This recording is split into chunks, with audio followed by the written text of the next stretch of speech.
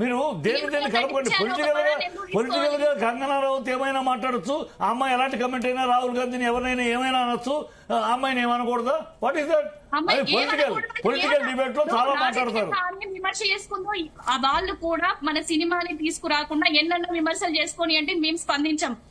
కానీ సినిమాల్లో వేషాలు వేసుకునే, భోగం వేషాలు వేసుకునే అనే మాట మాట్లాడినప్పుడు స్పందించాలి కదా. మీరు ఎందుకు దాన్ని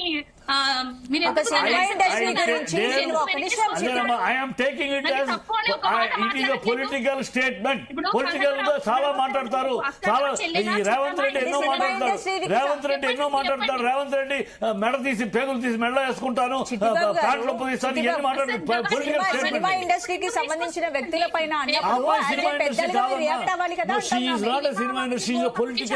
పొలిటికల్ వాళ్ళన్నా కామెంట్ చేసింది సినిమా ఇండస్ట్రీ వాళ్ళని కాబట్టి సినిమా పెద్దలుగా సినిమా ఇండస్ట్రీ అక్కడ రాంగ్ ఇంటర్ప్రిటేషన్. అమ్మాయి సినిమా వాళ్ళుగా కామెంట్ చేయాల.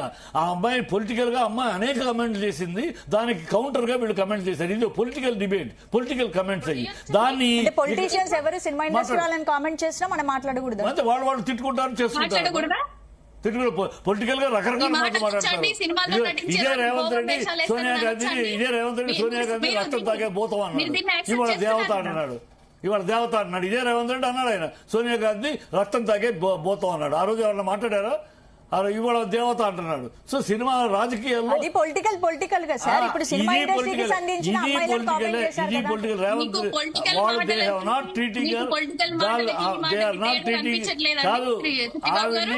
they are not treating her, even me, I am not treating her as a film artist. She is a politician, strong politician. ఆ అమ్మాయి పోరాటంలో వచ్చింది, ఆ అమ్మాయి ఇల్లు కూల్చారు అని జరుగుతున్నాయి. పొలిటికల్ గా she is making lot of comments.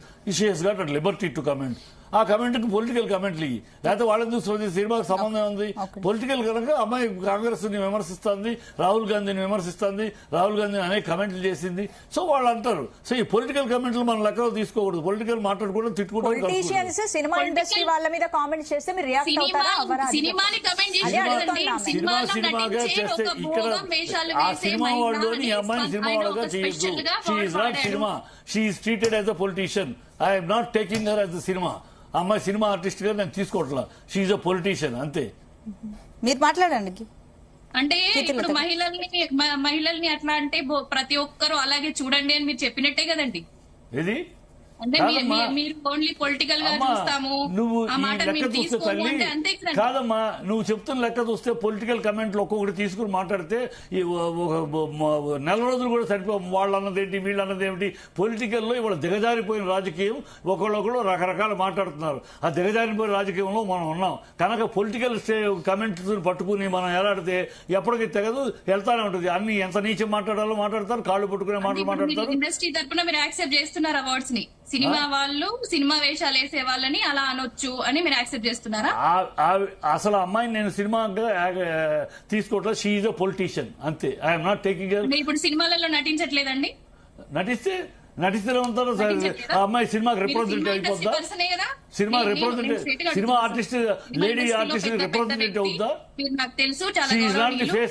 She is not the face of the lady artist in the industry. She is not the face. మీ దృష్టిలో అసలు ladies dual face. Dual face. Cinema ఒక మాస్క్, అసలు మా రంగు రాజకీయం.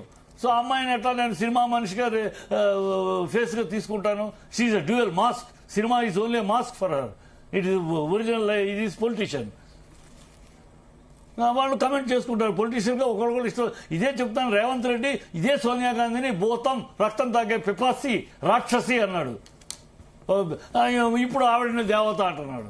So రాజకీయాల్లో ఇలా మాట్లాడుకుంటారు. అలవాటు అయిపోయింది. శుద్ధ రాజకీయం, చీప్ రాజకీయాలు. నోటికి వచ్చి మాట్లాడే సీఎం, ఇలాంటి సీఎంలు కూడా తయారయ్యారు. నోటికి ఏమొస్తే అది మాట్లాడటం, ఎంత వస్తే అది మాట్లాడటం, పిల్లల ముందు వెళ్లి బూతులు మాట్లాడటం.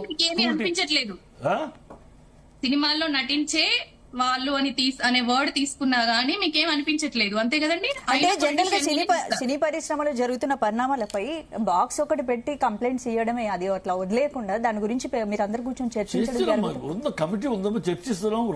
ఎవడు ఇప్పుడు ఊరిగా మాట్లాడటం తప్పితే ఏదైనా నిజంగా జరిగినప్పుడు ఎంత ఫెసిలిటీ ఇచ్చి మీ పేరు బయటికి రాదు, మీ పేరు బయట రావడం గుప్తంగా ఉంటుంది, మీరు మ్యాటర్ మాత్రం రాసి బాక్సులో వేయండి, మేము చేస్తామంటే ఇప్పటికి 6 ఏళ్లలో 7 కంప్లైంట్లు వచ్చింది.